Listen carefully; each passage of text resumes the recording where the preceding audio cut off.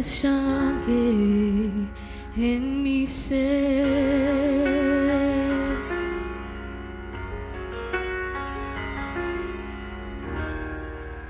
Úneme a tu río, dame vida.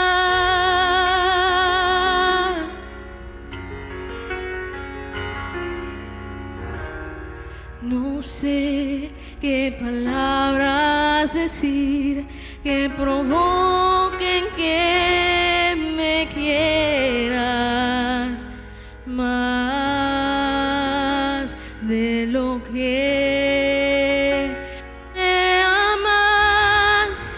Ven, Señor, como diste, derrama tu gloria, derrama tu gloria. Ven, Señor, como diste, derrama tu gloria, derrama tu gloria.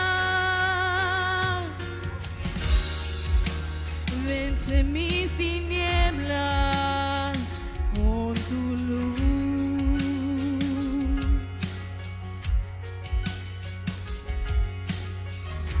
Sé mi fuerza hoy, oh Jesús.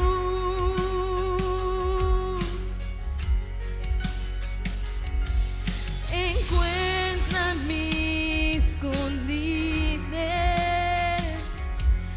alcánzame si huyo, oh Señor. Inúndame con tu amor, oh ven, Señor, como diste, derrama tu gloria, derrama tu gloria. Oh ven, Señor, como diste, derrama tu gloria, derrama tu gloria.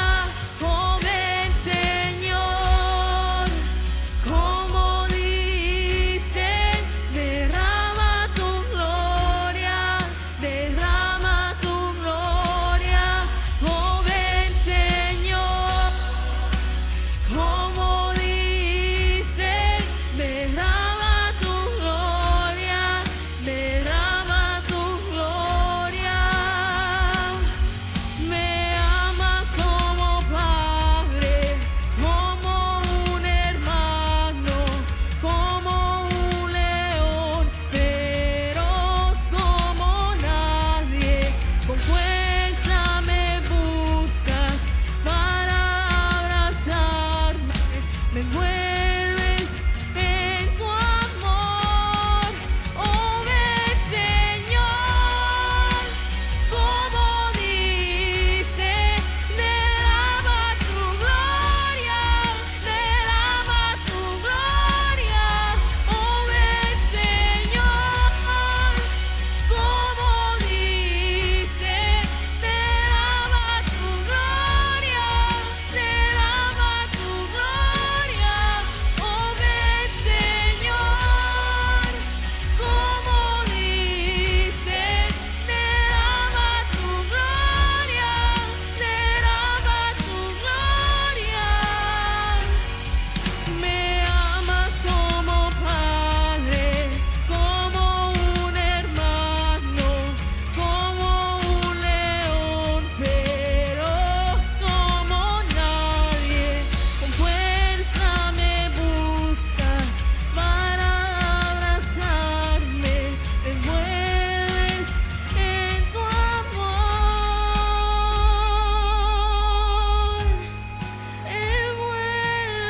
Envuélveme. Oh.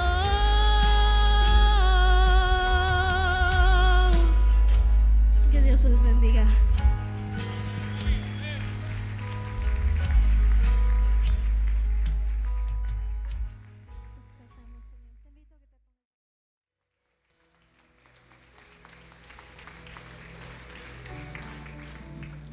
Gloria a Dios, gloria a Dios. La presencia del Señor está aquí de una manera sobrenatural. Dios bendiga el ministerio de alabanza. Dios los bendiga, porque ciertamente el Espíritu Santo se está moviendo de una manera sobrenatural sobre cada uno de sus hijos. Él está aquí y Él te dice: no temas, yo te ayudo. El Todopoderoso está aquí, porque Él nos ha sido refugio de generación en generación. Óyelo bien, mi hermano, mi hermana. No temas, no temas, no temas. No te intimides, porque Él pagó en la cruz del Calvario por cada uno de nosotros. Él entregó su vida por amor a usted y por amor a mí. Dios bendiga tu santo nombre. Dios bendiga. Señor Dios, te doy gracias, Padre. Dale gracias, hermano, hermana, porque Él ha tenido una misericordia grande para con nosotros. Gracias porque tu vida la diste ahí. La diste por amor a la humanidad. Te damos honra y te damos gloria, te damos gracias. Gracias, gracias, gracias, papito lindo, porque ciertamente has sido refugio en nuestras vidas, en nuestros hogares, en nuestras familias. Muchas gracias, gracias, papá. A ti la honra, a ti la gloria, a ti la alabanza, papá santo. Aleluya. ¿Por qué no agradecerle, hermano, hermana? ¿Por qué no agradecerle? ¿Por qué no agradecerle? Él ha sido bueno. Mi hermano, mi hermana que estás en casita, yo sé que estás sintiendo la presencia del Señor y te dice: no temas, no te intimides, yo estoy contigo. Aleluya. Pueden tomar sus lugares. Es algo hermoso, maravilloso. Dios siga bendiciendo ministerios de alabanza. Dios los siga usando, Dios los siga bendiciendo. Y yo sé que cada uno de ustedes que están aquí traen una necesidad, pero no temas. El Señor te dice: yo estoy contigo. Yo estoy contigo, y eso es lo que importa, que está con nosotros. Que el Señor reciba de sus palmas esa ofrenda. El reino de los cielos. Yo le mencionaba la semana pasada, para aquellos que no estuvieron aquí presentes, que hay expresiones en la Biblia que a veces la mayoría de los cristianos las unen, y aunque son muy similares una de otra, tienen su propósito principal, que son en una forma quizás diferentes. Las tres que mencionaba es que el cielo, el reino de Dios y el reino de los cielos. El cielo, la Biblia lo describe en el Nuevo Testamento como el trono de Dios, para aquellos que no estuvieron el domingo pasado. El reino de los cielos es un simbolismo, un paralelo que yo trato de mencionarles para entenderlo en un sistema más simple. Es como una embajada del cielo aquí en la tierra, el reino de los cielos. Y el reino de los cielos tiene muchísimas embajadas en toda la tierra conforme las necesidades. El reino de los cielos es sinónimo, o viene siendo lo mismo que el paraíso. Un paraíso, una porción del cielo en la tierra. De manera que cuando entiende uno esto, podemos comprender un poco mejor las escrituras. Se nos revela con más facilidad el asunto de los secretos de la Biblia. Y el reino de Dios es lo que involucra toda la creación. Todo lo que es creado, visible o invisible, todo pertenece al reino de Dios. Así que con ese conocimiento, entonces iniciamos hoy en este día el versículo con el cual principiamos la semana pasada. Mateos capítulo 3 versículo 1 va a aparecer en las pantallas y dice así: en aquellos días. ¿Por qué no damos lecturas? Es un solo versículo que le haremos lectura en este momento. Y diga conmigo: en aquellos días vino Juan el Bautista predicando en el desierto de Judea y diciendo: arrepentíos, porque el reino de los cielos se ha acercado. Diga conmigo: arrepentíos, porque el reino de los cielos se ha acercado. Déselo al Señor. El Señor lo reciba de sus palmas. Traté de mencionarles un poco, lo han escuchado de mí a través de los años. La palabra arrepentíos viene, no solamente significa cambiar de lo que se está haciendo o de a donde va uno caminando, sino que significa retornar al lugar original. Eso es una expresión que involucra mucho. No solamente dejar lo que se está haciendo equivocadamente, sino retornar al lugar original. Con esto, la palabra arrepentidos, Jesucristo, tanto Juan el Bautista como nuestro Señor Jesucristo la usan en el inicio de su ministerio. Y lo que está diciendo el Señor: van caminando en sentido contrario. Párense mediten y retornen a donde yo los estoy esperando. Es lo que literalmente nos está diciendo la palabra de nuestro Señor Jesucristo. Ahora, desde el momento en que fuimos arrojados del paraíso, voy a usar algunos términos que usé la semana pasada para poder entender un poco mejor esta enseñanza. Desde el momento en que fuimos arrojados del paraíso, nosotros los seres humanos nos hemos ido alejando de él. Y quiero que lo entienda para que comprenda un poco mejor las escrituras. Paraíso y reino de los cielos es lo mismo, nomás que si una expresión es diferente.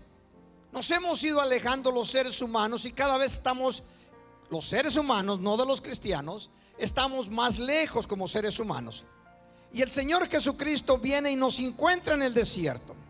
Toda persona que es salva no la encuentra el Señor en un paraíso, la encuentra en el desierto, a donde los seres humanos fuimos arrojados por error y culpa de nuestros padres.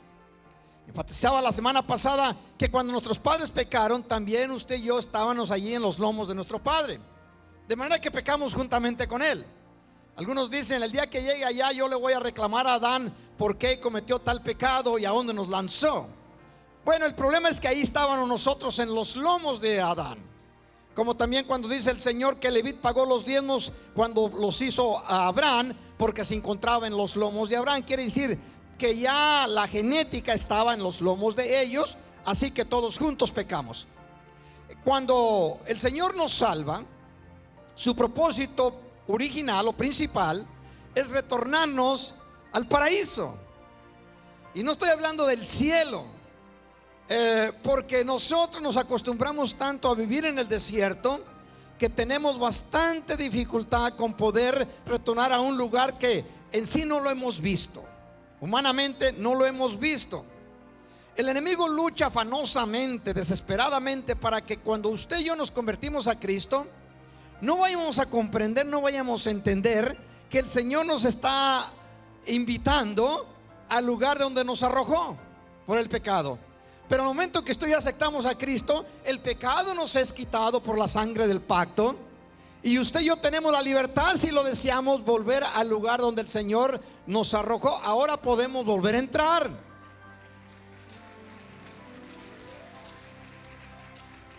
No quiero que se vaya a desilusionar, pero el volver al paraíso no es un lugar donde podemos permanecer. Hace ya aproximadamente 6,000 años que salimos de él, pero ahora después de 2,000 años el Señor vuelve a activar el paraíso cuando habla y hace pacto con Abraham.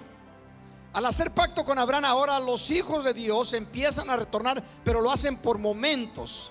Al paraíso solamente se puede entrar para sacar lo que se requiere para vivir y hacer un cambio en el ambiente en el cual nos encontremos. La escritura dice que carne y sangre no pueden heredar el reino de los cielos, ¿verdad? O el reino de Dios. Bueno, no puede heredarlo, pero sí podemos entrar. Y no estoy hablando del cielo para que no se vaya a confundir. Estoy hablando del paraíso o del reino de los cielos aquí en la tierra. No lo podemos heredar significa que no podemos entrar en él y quedarnos allí. El propósito del paraíso o del reino de los cielos es que usted y yo entremos en él, tomemos las herramientas necesarias para hacer un cambio en el ambiente en el cual nos encontremos. Si estamos necesitados de salud, podemos entrar a él y tomarla. Si estamos necesitados económicamente, podemos entrar y tomar las cosas. Si queremos alcanzar el ambiente, el pueblo que está perdido en el desierto, también nosotros tenemos que decir las mismas palabras que dijo Juan el Bautista y nuestro Señor Jesucristo: retornen, arrepiéntanse, el reino de los cielos se ha acercado. No significa que se ha establecido, se ha acercado. Bendígalos si lo siente en su corazón. Los hijos de Dios, mientras caminemos aquí en la tierra, vamos a estar en un país extranjero, en un país extraño. Desde el momento en que el Señor nos rescata, le conocemos como mundo. Hasta que el Señor Jesucristo no retorne a la tierra y quite de en medio de ella todo lo inmundo, este país sigue siendo o sigue reinando el enemigo de los seres humanos. Y mientras estemos en él, el Señor nos capacita con las cosas que tiene en su reino para que usted y yo hagamos la diferencia. Si el Señor quisiera solamente llevarnos al cielo el día que usted y yo aceptamos a Cristo, en ese momento nos esfumábamos de la tierra y aparecíamos en el cielo. Pero el Señor quiere que usted y yo estemos aquí para alcanzar otras personas que se encuentran como usted y yo nos encontrábamos un tiempo atrás. Y todo eso lo hace el Señor porque Dios ama a la humanidad y no quiere que nadie se pierda, sino que todo el mundo venga al arrepentimiento. ¿Cuántos aman a nuestro Dios? Todos nacemos y moremos, todos nacimos y morimos en este sistema. Nacemos y moremos en él. Porque es necesario, como está escrito en el libro de los Hebreos, capítulo 9, verso 27, está establecido para los hombres que mueran una sola vez y después vendrá el juicio. ¿Sí? Todos tenemos que morir. Solamente los que alcancemos la bienaventurada venida o retorno de nuestro Señor Jesucristo, nuestra muerte será instantánea en un abrir y cerrar de ojos. Cuando suene la trompeta y el Señor venga por los que somos fieles, ¿cuántos dan gloria al de eterno? Amén. Si usted y yo no formamos un hábito de entrar en el reino de los cielos, va a decir, ¿cómo lo hacemos, pastor? Poco a poco lo va a ir entendiendo mejor. Si no formamos un hábito de entrar al reino de los cielos, lo que literalmente es el paraíso, donde no existe necesidad, donde no existe enfermedad, no existe pobreza, no existe dolor. En el momento en que tú y yo entramos, podemos disfrutar de una vida totalmente diferente a la que estamos acostumbradas. En ese lugar hay sanidad, hay abundancia, hay paz. Y usted lo ha experimentado y ni se ha dado cuenta que lo ha hecho. En algunos momentos ha entrado en la presencia de Dios, algunos por el sufrimiento que se encuentra en el desierto donde vivimos. A veces actúan de unas formas extrañas, entran a la presencia de Dios y lo único que hacen es llorar. No sé si lo ha visto, a veces que dice está la presencia de Dios y empiezan a llorar, no se dan cuenta que están en su presencia. Yo cuando estoy estudiando la palabra de Dios y me encuentro dentro de ese momento, en ese reino, yo me pongo astuto, me pongo listo y le pido al Señor cosas. En lugar de ir a llorar a su presencia, voy entonces empiezo a pedir lo que tengo necesidad. ¿Y qué cree? El Señor me lo concede. Lo importante es que logremos entrar al lugar. Amén. De otra manera, en el desierto, quiero que lo entienda, vamos a tener que vivir como el Señor lo declaró allá en el libro de Génesis capítulo 3. En el libro de Génesis 3:17 dice: con dolor comerás de todos los días de tu vida, espinos y cardos te producirá. Esto es el ambiente en el cual vive el ser humano. Todo lo que podemos tomar y comer, siempre lo haremos con dolor, con dificultades. Tendremos que luchar por ellos. Pero cuando usted y yo logramos entender que no hay necesidad de tanto sufrimiento, entonces podemos introducirnos en ese lugar y decir al Señor: Señor, ábreme los ojos. Ábreme los ojos no solamente de mi corazón, sino también mi vista, para poder tomar de las cosas que tienes en él. ¿Por qué considera usted que hay tantas promesas, infinidad de promesas, miles de ellas, y muchas escasean en el pueblo de Dios? Porque por falta de conocimiento el pueblo de Dios es destruido. Pero ya Cristo lo hizo. En la cruz del Calvario, la Escritura lo dice por medio del apóstol Pablo, que él en la cruz le quitó al enemigo todo lo que poseía. Dice que le arrebató el reino, y ahí en la cruz lo exhibió públicamente ante todos los poderes, quitándole las cosas que tenía y triunfando sobre él en la cruz. Señor ya le arrebató. Ahora, el libro de Mateo capítulo 3 te va a bendecir mucho ese capítulo si gustas leerlo. Para mí es uno de los capítulos que tiene más secretos bíblicos que ningún otro capítulo en toda la Biblia. Capítulo 13 del libro de Mateo. En él se encuentran aproximadamente 12 expresiones, y la mayoría de ellas son parábolas. Las parábolas son ejemplos humanos para explicar un asunto espiritual. De manera que cuando tú lo lees, yo les exhorto a que lo hagan muchísimas veces, para que usted y el Espíritu de Dios le revele lo que existe en él, porque las cosas no son tan complicadas como parecen. Poco a poco, una pequeña revelación te va revelando otras más. Así como cuando aprendiste a hablar inglés. Algunos de ustedes, ya los que nacieron acá, pues es su lengua, ¿no? Natural, ¿verdad? Pero yo me acuerdo cuando aprendí las primeras palabras en inglés, una me ayudaba a aprender dos me ayudaban a aprender 6. Y como que se va multiplicando automáticamente. Conoces un poquito, te ayuda a crecer un poco más. Pero si no conoces nada, sigues a oscuras. En Mateos capítulo 13, versículo 33, dice así: otra parábola les dijo: el reino de los cielos es semejante o es parecido a la levadura. Y es algo extraordinario, porque cuando usted lee la levadura en toda la Biblia, de Génesis a Apocalipsis, siempre se usa para términos negativos. La levadura siempre la pone el Señor en un, vamos a decir, como en un término de pecado, o viene siendo un paralelo, o para explicar lo que el pecado hace o las influencias del ser humano. Sin embargo, en esta ocasión, la única en todas las escrituras que se encuentra usándose para un bien es en este capítulo. Increíble. ¿Cuál es el fin de la levadura? La levadura, según las que les gusta, ¿verdad? Ya y cocinan, porque aquí casi todas las mujeres de seguro lo hacen. Sí, yo escuché como unos 3 améns. Las demás conocen muchos restaurantes, pero ahí va la cosa.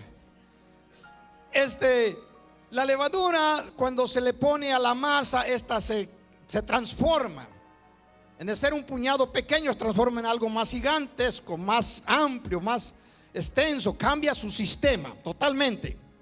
Bueno, este es el propósito del Señor cuando habla de esta parábola. La parábola dijo: el reino de los cielos es semejante a la levadura, que tomó una mujer y escondió en 3 medidas de harina hasta que todo fue leudado. El Señor no pone palabras solamente por poner palabras. Una mujer, lo escondió una mujer. ¿A qué se refiere el Señor? ¿A qué se refiere la mujer? La mujer es la iglesia, la esposa de Cristo. Es la que tiene los secretos de cómo transformar el sistema en el cual se encuentra. Dios le ha dado a la iglesia la revelación y la autoridad de transformar el sistema para que la iglesia o el reino de Dios vaya creciendo, el reino de los cielos se acrecente. Sí, la mujer dice que la escondió en 3 medidas de harina. ¿A qué se refiere? La mujer esconde los secretos del Señor. ¿Los esconde en quién? En el Padre, en el Hijo y en el Espíritu Santo. Están escondidas las revelaciones en el Dios eterno, sea el Padre, sea el Hijo, sea el Espíritu Santo. Y te ayuda a entender el pasado, el presente y el futuro. Cuando conoces estas cosas, entonces la Biblia se te abre en una forma extraordinaria. Deja de ser un libro por ahí monótono, un libro que la gente casi no le gusta ver. Se convierte en un libro donde encuentras constantemente revelaciones, cosas que tu ojo nunca antes había visto ni tu mente había entendido. Ahora se convierte en un libro atractivo, emocionante. Cuando yo era joven, venía de viaje para Estados Unidos. La migración me echó para afuera no sé qué tantas veces. Y en una ocasión mandó hasta Los Mochis, Sinaloa, desde acá de California. Y nos pusimos a piscar algodón, mi cuñado y yo. No sabíamos piscar algodón. Nos agarramos unas bolsas que estaban tiradas por ahí, haciendo lo que otras gentes hacían. Traen una bolsa, la jalan por acá, la traen amarrada y ahí le van echando el algodón. Nos traemos un costalito como parecía para hacer un nido de pájaros. Y entrábamos al algodón, en los copullos del algodón. Sacábamos el poquito algodón, lo echábamos en el bolso allí. Trabajamos todo el día. Y logramos, cuando se nos dio el pago de todo lo que nos pesaron allí, nos ganamos como unos 5 pesos mexicanos entre los dos. Y andábamos sangrados de las manos, porque las hojillas esas del algodón son tan filudas y duras como la cáscara de los cocos, no sé, pero muy filuda. Y sangramos, todos cansados. Y me dice mi cuñado, que ya está con el Señor por la gracia de nuestro Dios, me dice: ¿por qué no vas y te compras algo allí en la plaza? Y me fui y me compré una sardina, de esas sardinas de grandecillas allí, con los 5 pesos. Me compré un puñado de tortillas así, un paquetito. Y lo que me sobró lo compré de libros de Calimán. Para mí era el libro cómico más llamativo de toda la tierra. Y cuando llego, si no hubiera estado más pequeño que yo, mi cuñado se me echa encima. Porque teníamos mucha hambre y comimos lo que traje. Pero a mí lo que estaba emocionado por leer el libro de Calimán, se me hacía emocionante ese libro. Paciencia, Solín, o sea, paciencia y serenidad, Solín. ¿Por qué se me hacía tan interesante? Yo encontraba cosas en ese libro cómico. Bueno, cuando empiezas a escudriñar la escritura de la palabra de nuestro Dios y empiezas a descubrir tus secretos, entonces el libro, la Biblia, se hace más emocionante que cualquier libro cómico que exista en la faz de la tierra. Es atractivo, es emocionante abrir sus páginas y que se revelen los secretos que hay en ella. Porque entonces ya no caminamos a ciegas. ¿Sí? Después de 4000 años de andar el hombre vagando por la tierra, Dios envía a su mensajero Juan. El otro día les mencionaba el nombre de Juan. Yo conozco muchos nombres en hebreo. Yocana Hamosville, Juan el Bautista. Y aparece Juan en el desierto de Judea, predicando el reino de los cielos. No, arrepentíos porque el reino de los cielos se ha acercado. Ponga atención, el paraíso se ha acercado. Arrepentíos. El hombre salió y se fue a caminar. Y ahora el Señor se encuentra a las puertas del paraíso, del reino de los cielos, con sus manos extendidas hacia el pueblo, diciéndole: retornen, retornen, hijos, retornen. Acá existe la abundancia. Aunque esté en el desierto, hasta se encuentra en diferentes partes de la tierra. Le va a sorprender a muchos de ustedes, pero la iglesia es el lugar más similar y cercano a lo que es un paraíso aquí en la tierra. Ahorita lo estaré explicando un poco más adelante. En Lucas capítulo 17 versículo 20, los fariseos le preguntaron a Jesús cuándo había de llegar el reino de Dios. Si lo hubiera escrito Mateo, le hubiera puesto el reino de los cielos. El reino de Dios, todo lo que significa que es toda la creación. El reino de los cielos es algo pequeño. El reino de Dios, y él les contestó: la venida del reino de Dios no es algo que todo el mundo pueda ver. Dígale a su hermano que está a su lado, a su hermana: el reino de Dios no es algo que todo el mundo pueda ver. Es de dar tristeza. No todo lo podemos ver. ¿Qué significa? Que hay muchos ciegos. El reino de los cielos no es algo que todo el mundo pueda ver. No se va a decir: aquí está, allí está, porque el reino de Dios ya está entre ustedes.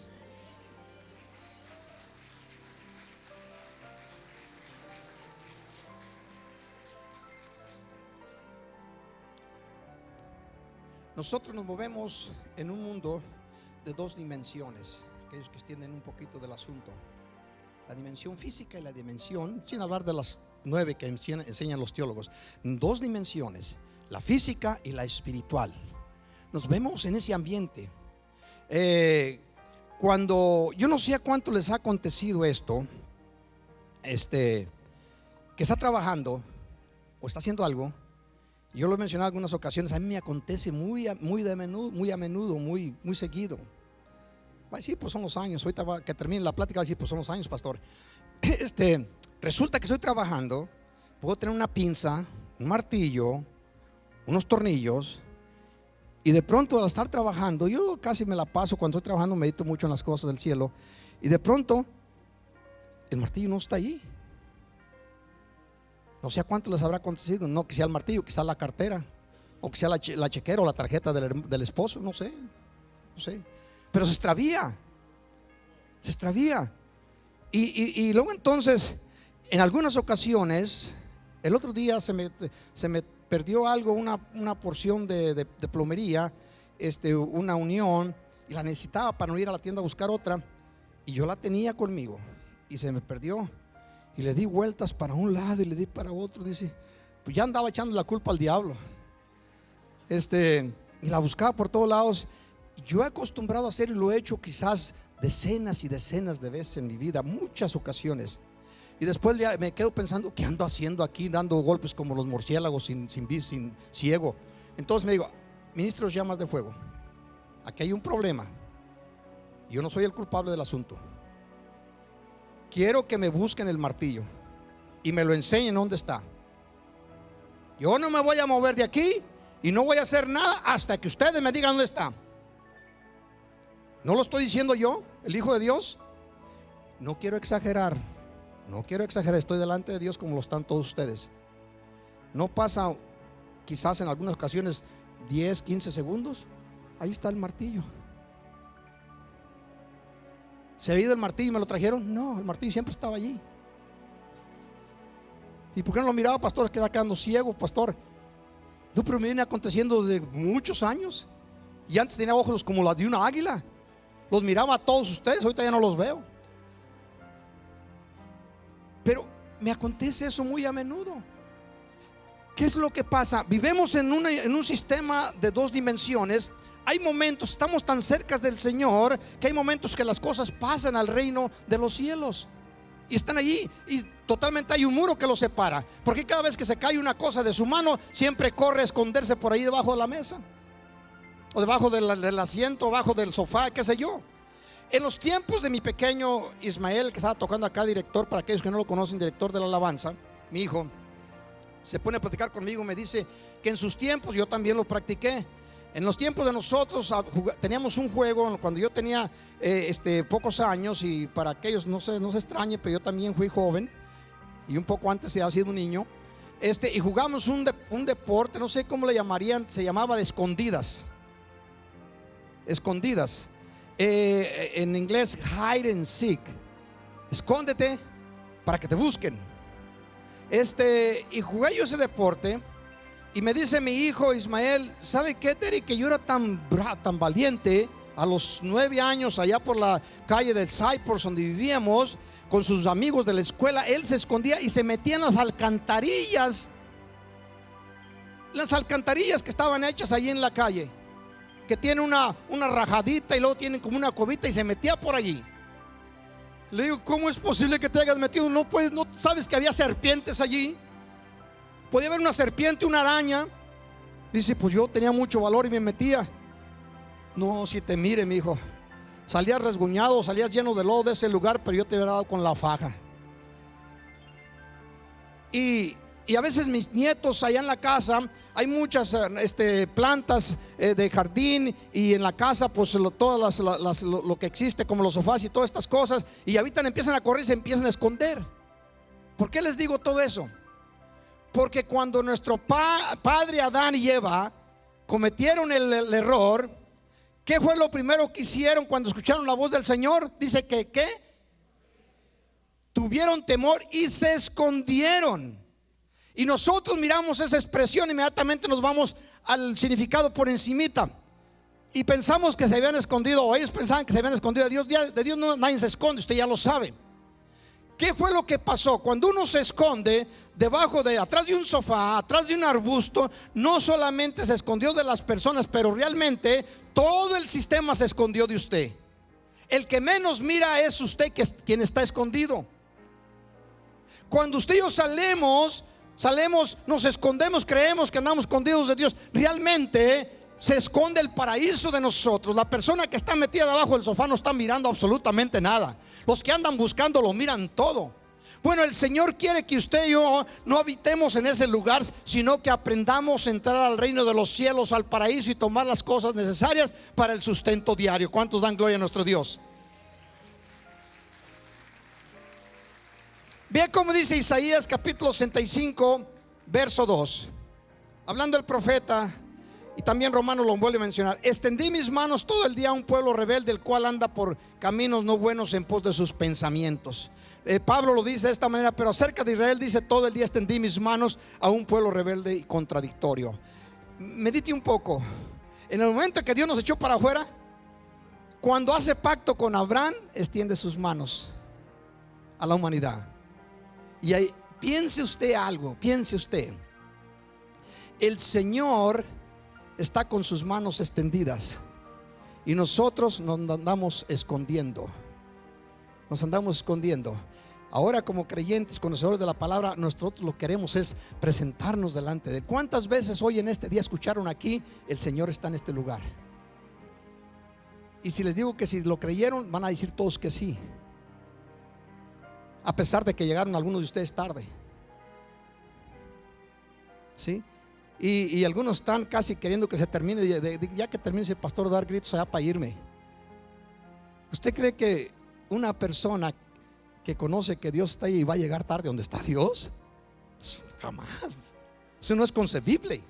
O se va a ir delante de Él. Ayer platicaba con una hermana y su hija. Los judíos tienen estas prácticas. Cuando iban hacia el lugar, a la presencia de Dios, al templo, ellos iban corriendo. Por cierto, ayer corrí como 30 minutos.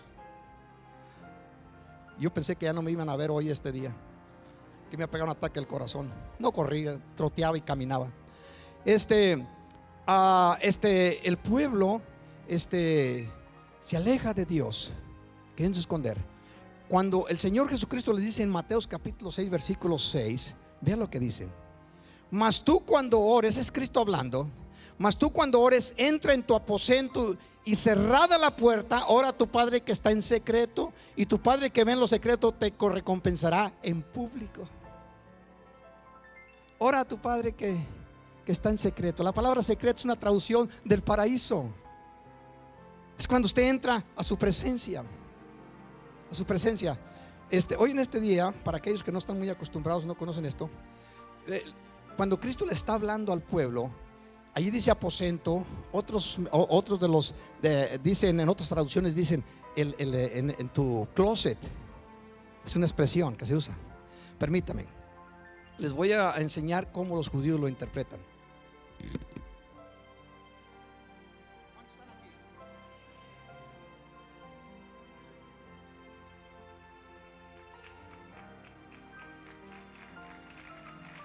Traje mi talí.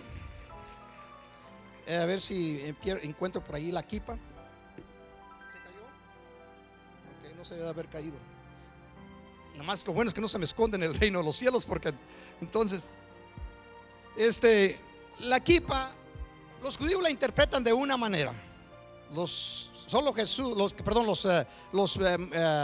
judíos que creen en Jesús, ellos lo interpretan de otra manera.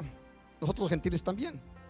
La kipa, recuerde que Dios dice en su palabra que Jesucristo sería del linaje de David, del linaje o de la tela de David.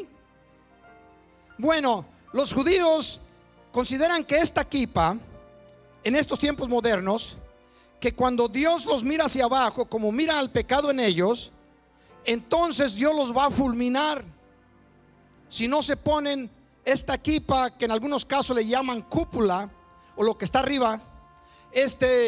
Entonces, al ponerse la kipa,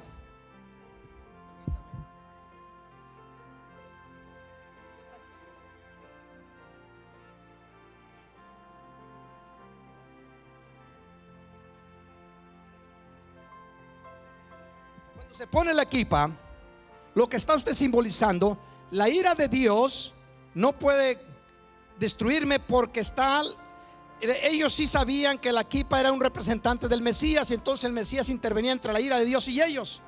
Entonces ellos entendían: si me pongo la kipa, la ira de Dios no caerá sobre mí. Nosotros los gentiles y los judíos que han conocido a Cristo, ellos le entienden en la forma correcta. La kipa es el simbolismo y paralelo de Cristo.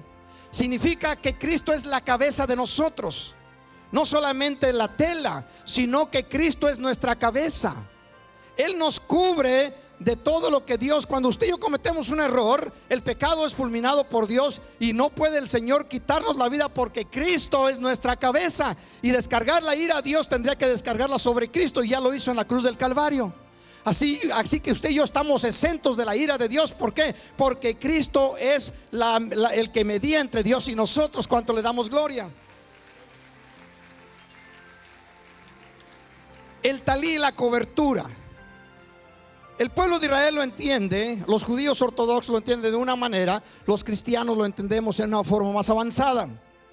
Porque recuerde, cuando Pablo está hablando de Moisés, Moisés estuvo en el monte por 40 días y 40 noches, y cuando descendió ante el pueblo, la gente sorprendió.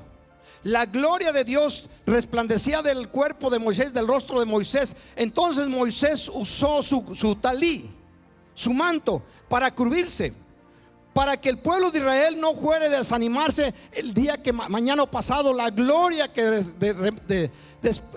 se desprendía de Moisés fuera a desaparecer, porque iba a desaparecer, porque era el contacto con Dios, todo su cuerpo brillaba. Entonces Moisés se puso un manto, y Pablo lo dice al pueblo de Israel: ustedes los judíos todavía se encuentran de la misma manera cuando leen el Torah, cuando leen la ley de Dios, se ponen un manto para cubrirse. Lo que pasa que está diciendo: ustedes se siguen escondiendo de la gloria de Dios, se siguen escondiendo como se escondió Adán y Eva de nuestro Dios, y nuestro Dios quiere tener relaciones con ustedes. Entonces dice Jesucristo: cuando entres a tu aposento, a tu closet, a tu secreto. Eso es lo que hacía el pueblo de Israel, lo sigue haciendo hasta este momento.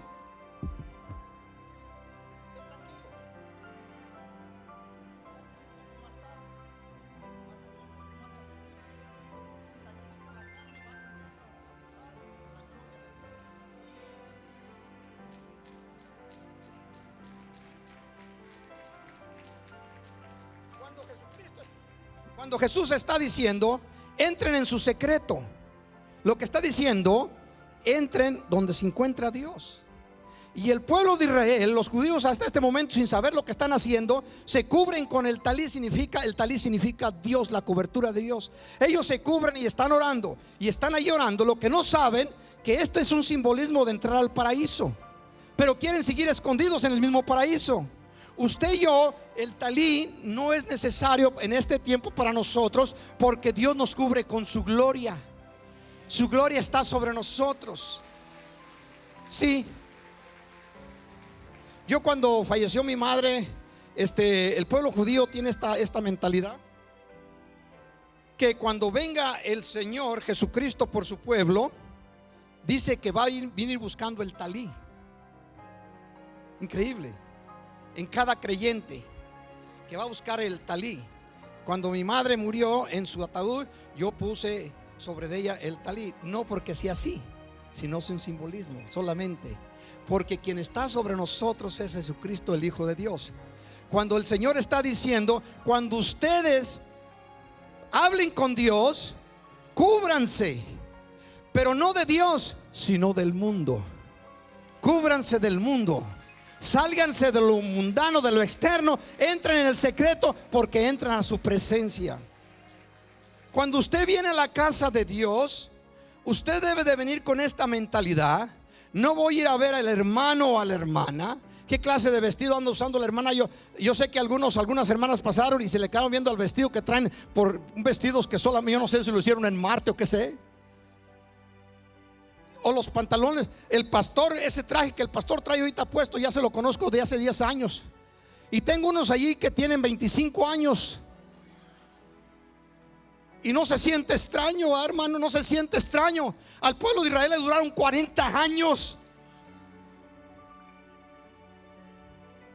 Me dicen mis nietos ayer, dice: esta ropa la llevamos y la entregamos para allá. Está bien que la regalen, mijos, pero ¿sabe lo que me dijo un anciano cuando yo estaba pequeño? Se lo estaba diciendo a Lisa y a Isaías. ¿Sabe qué hacía yo? Lo que nos dijo un anciano, se llamaba Kiko, le decíamos Don Pancho. Me dice: hijos, cuando ustedes crezcan, las cosas que ustedes tengan, nunca las tiren, guárdenlas. Y si a los 100 años no les sirve, entonces tírenlas. Yo seguí su consejo, y ahí tengo unos trajes, hermano, ahí tengo unos trajes que tienen como 30 años.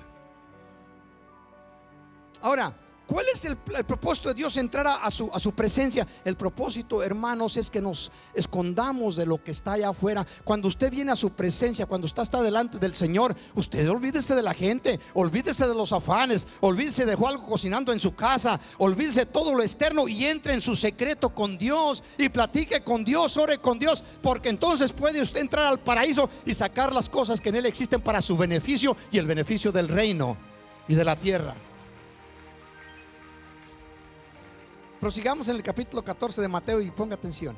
Cuando anochecía se acercaron, después de que Jesucristo le es informado de la muerte de Juan, se fue al desierto. Cuando anochecía se acercaron a él sus discípulos diciendo: el lugar es desierto y la hora ya pasada. Despide a la multitud para que vayan por las aldeas y compren de comer. Esa es la solución de los predicadores de nuestros tiempos. La gente, váyanse a buscar por allí, échenle ganas, búsquenle. Cristo tiene otra solución.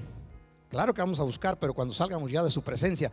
Jesús les dijo, no tiene necesidad de ir. Ponga atención a lo que dice Jesucristo, denle vosotros. Pregunta: ¿ustedes creen? Eran 5,000 hombres, sin contar las mujeres y los hombres, las mujeres y los niños. ¿Cuántos considera usted? Yo siempre le tiro un número, más o menos. ¿Cuántos considera que había en esa reunión? 5,000 hombres, sin contar las mujeres y los niños. Póngale otras 5,000 mujeres. Ya son 10,000. Si cada pareja traía 2 niños, ya estamos hablando de 20,000. ¿Sabe lo que se requería para darle comer a 20,000 personas? Yo creo que un altero de comida, un 18-wheeler mínimo. ¿Estamos de acuerdo? Y luego si comían como nosotros los mexicanos y los centroamericanos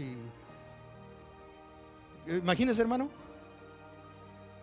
Bueno, dice, Jesús les dijo, no tiene necesidad de irse, dale vosotros de comer. Y ellos dijeron, no tenemos aquí sino 5 panes y 2 peces. Él les dijo, tráemelos acá, tráemelos. Ahora, usted y yo, la pregunta, les voy a hacer la pregunta antes de proseguir adelante. Jesús les dijo, denle a ustedes de comer. ¿Cuántos consideran que los discípulos les habían podido dar de comer? A los 20,000, vamos a poner 20,000. ¿Cuántos consideran? ¿Cuántos levantan su mano y dicen, los discípulos podían darles de comer? ¿Cuántos? ¿No hay nadie? Ok. Juan, vamos a proseguir adelante. 14:19. Entonces mandó a la gente recostarle sobre la hierba. Y tomando los 5 panes y los 2 peces, y levantando los ojos al cielo, bendijo y partió y dio los panes a los discípulos y los discípulos a la multitud. ¿Por qué usa estas expresiones? Recuéstense. Usted, si se remonta al desierto, se va a encontrar con algo muy interesante: que el pueblo recibía el maná del cielo cuando andaba en las calles o cuando andaba por allí en los jardines o algo. Lo recibía cuando estaba durmiendo, acostado. Y cuando se levantaban, miraban el alimento alrededor del campamento. Jesucristo le está diciendo, voy a hacer lo mismo que estaba haciendo con ustedes en el desierto. Recuéstense, ¿qué es lo que está diciendo? Lo que yo les doy del reino de los cielos, lo que yo les doy del paraíso, no hay necesidad de que ustedes se maten. Esto es un simbolismo que está diciendo el Señor. Ustedes pueden estar en paz y yo los voy a llenar de bendiciones. Pero tienen que creer, tienen que confiar. Ahora prosigue. Y comieron todos y se saciaron y recogieron de lo que sobró los 2 pedazos. De los pedazos 12 cestas llenas, y lo que comieron fueron como 5,000 hombres, sin contar las mujeres y los niños. La pregunta una vez más. Jesús les dice, denle vosotros de comer.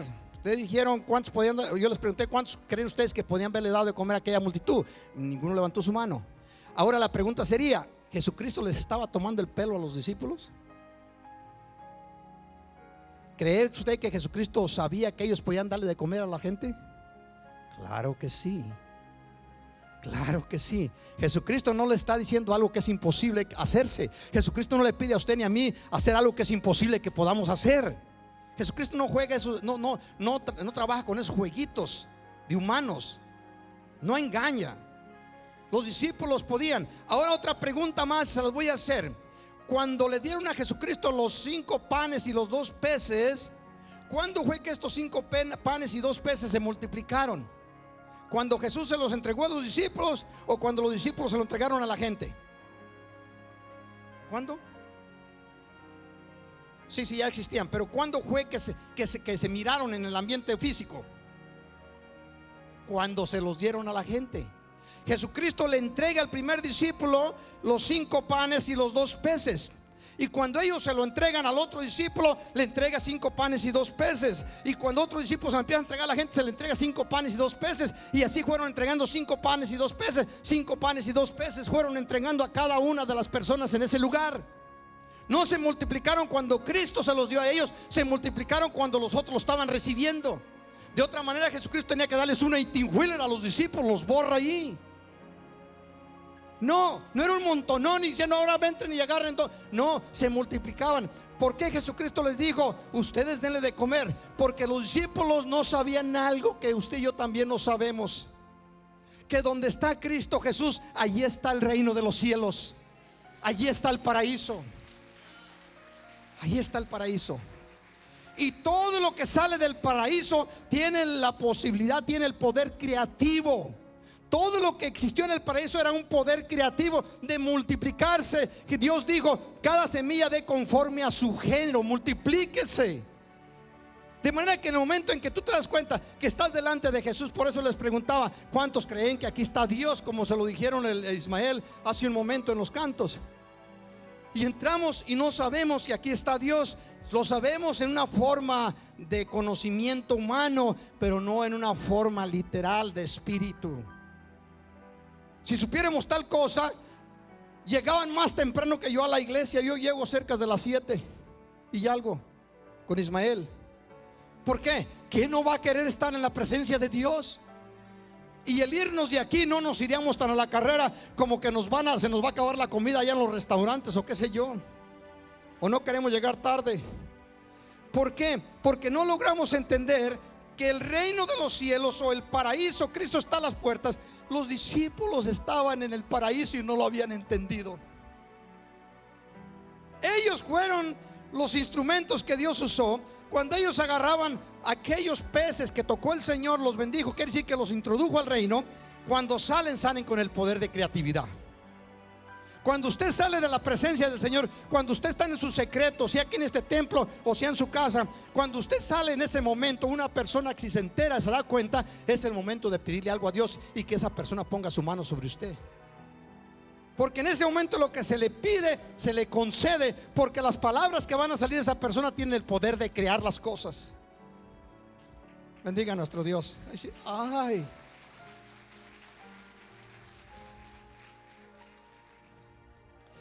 Ya se me está terminando el tiempo. Génesis capítulo 28, versículos 16 y 17. Jacob huía de su hermano Esaú, que es un tipo del enemigo. Huía y llegó a un lugar llamado Betel. Beit, casa, el Dios.